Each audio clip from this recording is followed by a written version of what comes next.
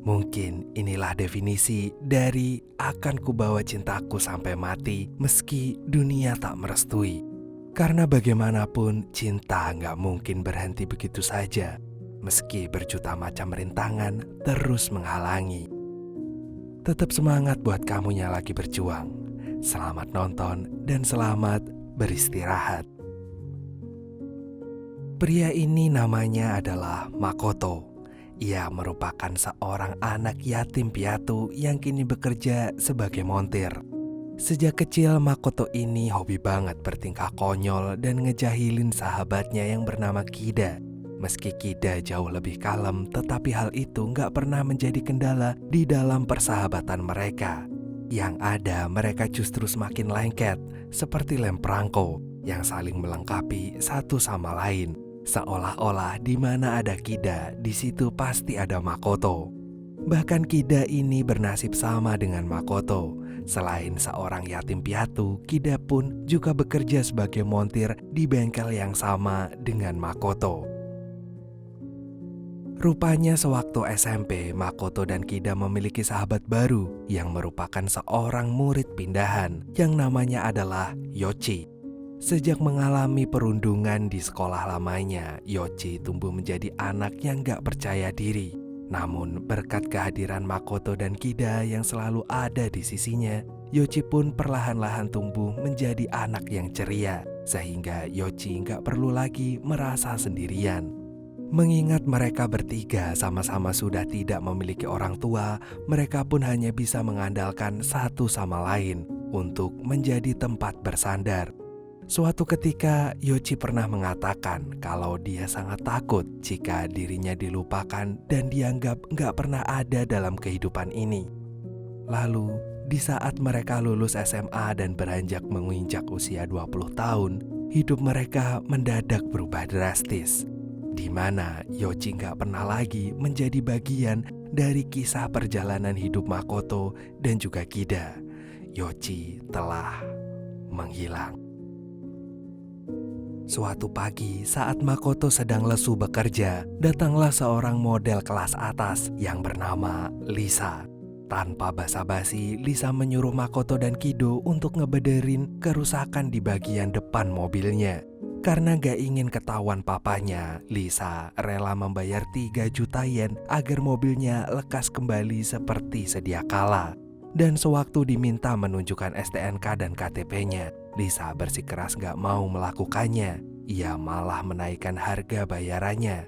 Lisa yang angkuh itu terus memohon hingga akhirnya dia berhasil meluluhkan hati si pemilik bengkel.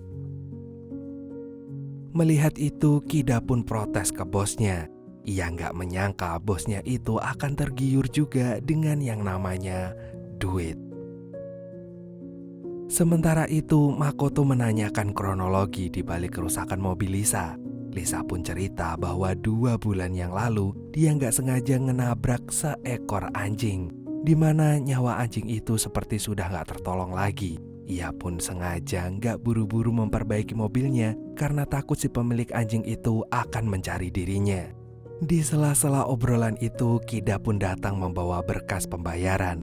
Setelah urusan pembayaran selesai, Lisa lantas minta dipanggilkan taksi. Pas lagi nunggu taksi, Makoto mendekati Lisa sambil modus ngajakin Lisa dinner bareng. Tanpa pikir panjang, Lisa pun menolaknya. Ia gak sudi bila harus didekati dengan seorang montir yang sama sekali gak sederajat dengan dia. Dan secepat kilat, Makoto pun langsung ばっかじゃないの。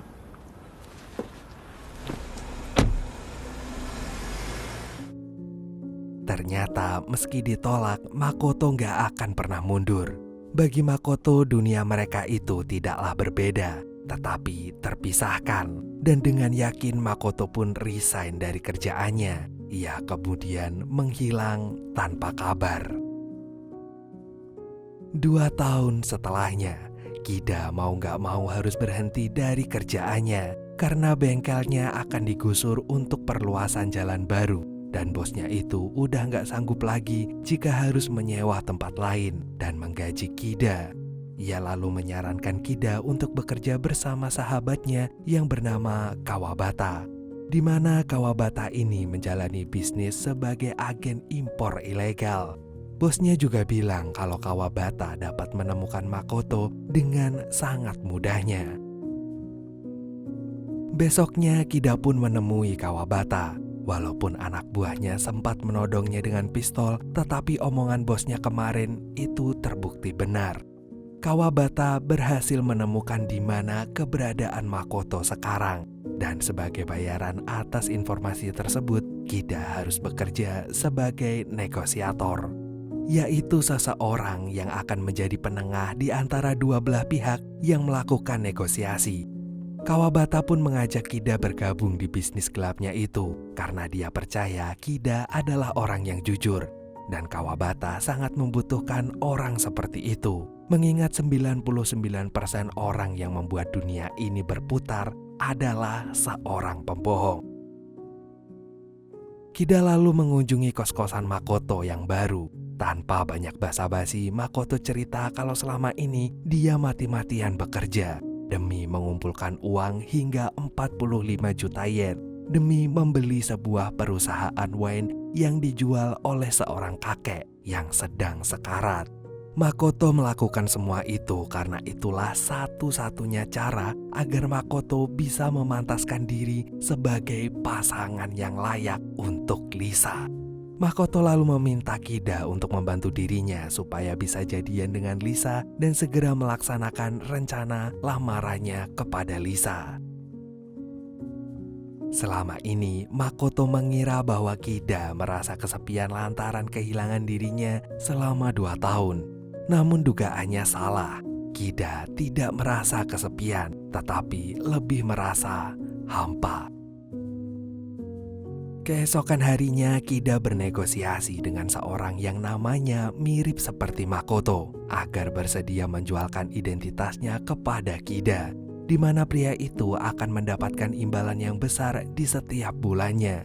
Meski awalnya bersikeras menolak, pria itu akhirnya setuju juga. Mengingat dulu karirnya hancur dalam sekejap mata, lantaran di hari pelantikannya ia berak di celana. Dan bagi pria perfeksionis seperti dia, hal itu benar-benar menjadi malapetaka di hidupnya. Sejak itu dia merasa tidak lagi dibutuhkan dan hidupnya pun hancur berantakan karena nggak berjalan sesuai dengan keinginannya.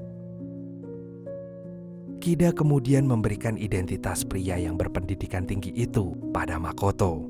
Dan gak berapa lama dari itu, Kida mendapat kabar bahwa pria itu dan ibunya telah mengakhiri hidup mereka sendiri. Secara gak langsung, insiden itu malah memuluskan rencana Makoto ke depannya. Dan setelah uang 45 juta yen terkumpul, Makoto pun segera menyerahkannya kepada si kakek. Dan kini pun dia resmi menjadi pemilik perusahaan wine dan menjadi salah satu orang kaya raya di Jepang. Kida lantas takjub dengan apartemen mewah yang Makoto huni saat ini. Sambil minum wine, Makoto cerita kalau sekolahnya dulu mulai dari SD sampai SMA kini sudah ditutup. Meski begitu, Makoto bahagia karena sekarang dia bisa mendekati Lisa tanpa perlu takut direndahkan dan dihina lagi karena dia hanya seorang montir miskin.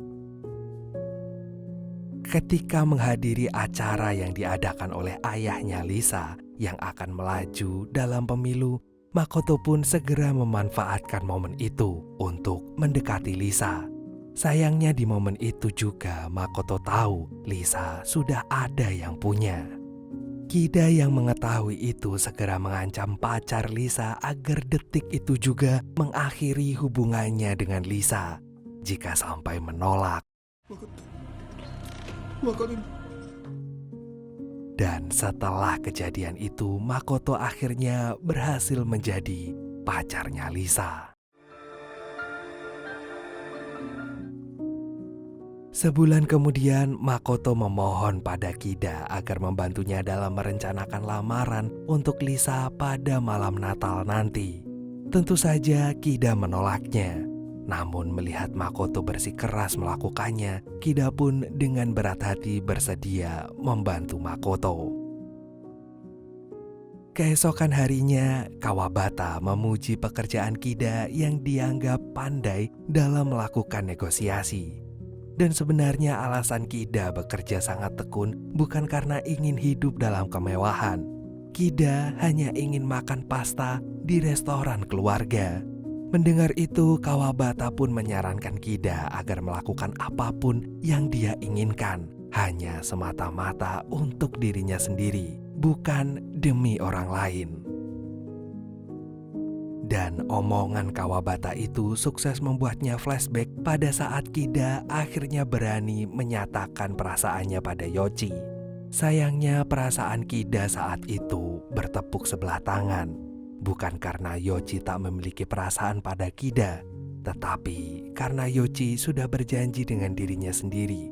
Jika sewaktu-waktu Makoto dan Kida menyatakan perasaan secara bersamaan, Yochi akan memilih yang lebih dulu berani mengungkapkan perasaannya. Dan itu adalah Makoto. Malam itu, Kida membawa perlengkapan yang Makoto butuhkan untuk melamar Lisa. Makoto pun menyambutnya dengan sangat antusias. Dan sambil minum wine, Makoto pun menjahili Kida.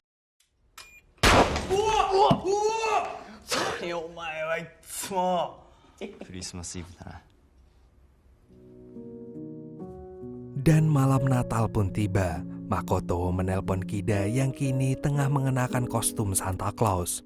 Makoto lalu memperingati Kida bahwa dia akan memberikan Kida sebuah kejutan besar.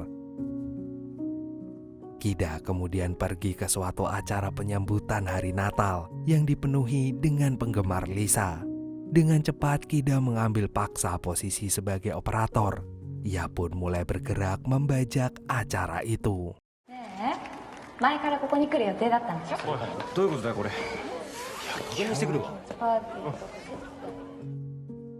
Sementara itu, tanpa sepengetahuan Lisa, Makoto telah meletakkan kamera tersembunyi di apartemennya.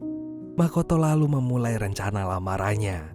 Awalnya Makoto menanyakan tentang pertemuan pertama mereka di bengkel. Sayangnya Lisa sama sekali nggak ingat tentang kejadian itu. Gak terima Lisa melupakannya begitu saja, Makoto pun mengungkit kerjaannya dulu yang hanya merupakan seorang montir. Dan mulai membeberkan satu persatu kebohongan yang dilakukan Makoto demi memasuki dunianya Lisa yang berbeda bagaikan langit dan bumi itu. Namun bukannya kesal, Lisa malah terharu dengan tindakan Makoto itu. Karena bagaimanapun juga kini Makoto bukanlah seorang montir miskin lagi, tetapi telah sukses menjadi pemilik perusahaan wine terbesar di Jepang. Dan dengan cepat Lisa pun menebak kalau saat ini Makoto sedang berusaha melamarnya.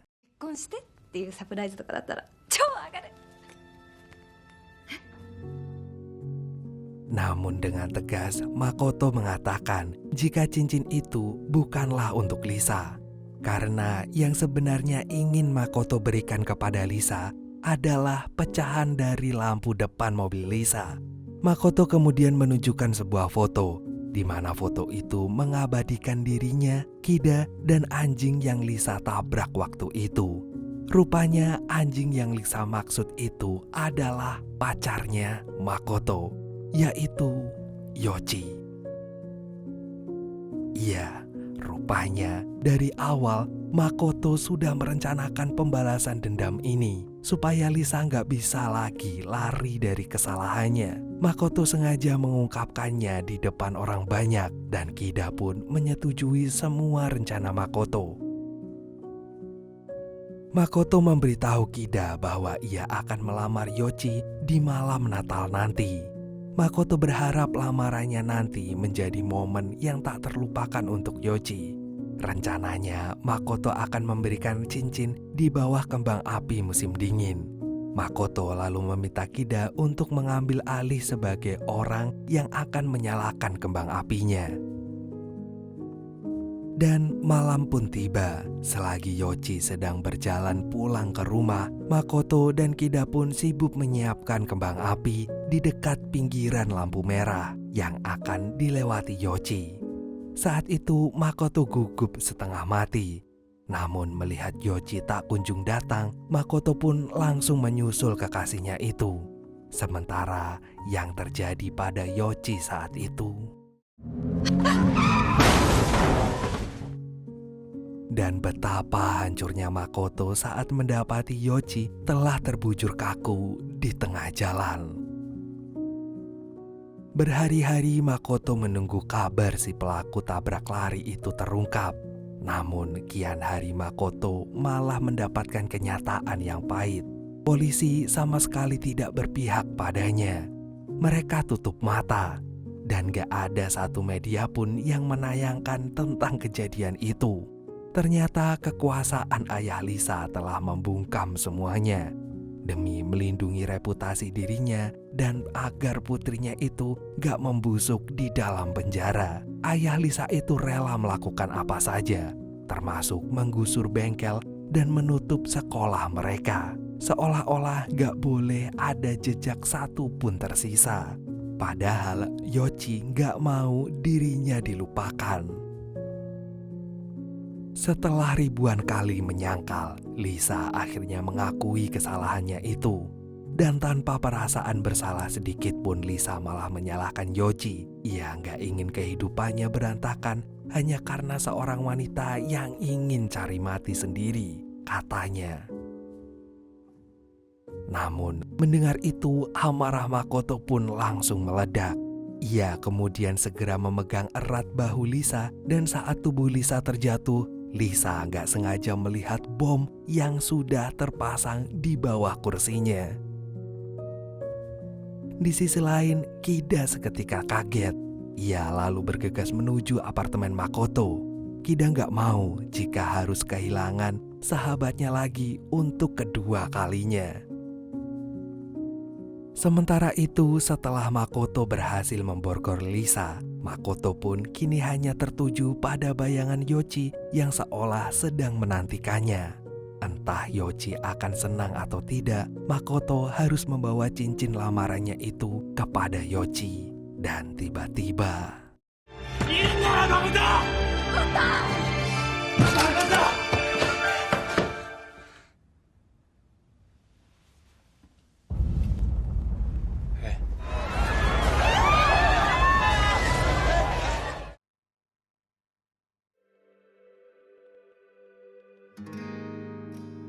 Dan sebulan kemudian, Kida kembali ke jalan yang dulu sering ia lewati bersama Makoto dan juga Yoichi. Kini yang tersisa hanyalah dirinya sendiri. 初めてだよ。何が When you're lost and no one's there, and you wonder who even cares. Oh, come back to your breath.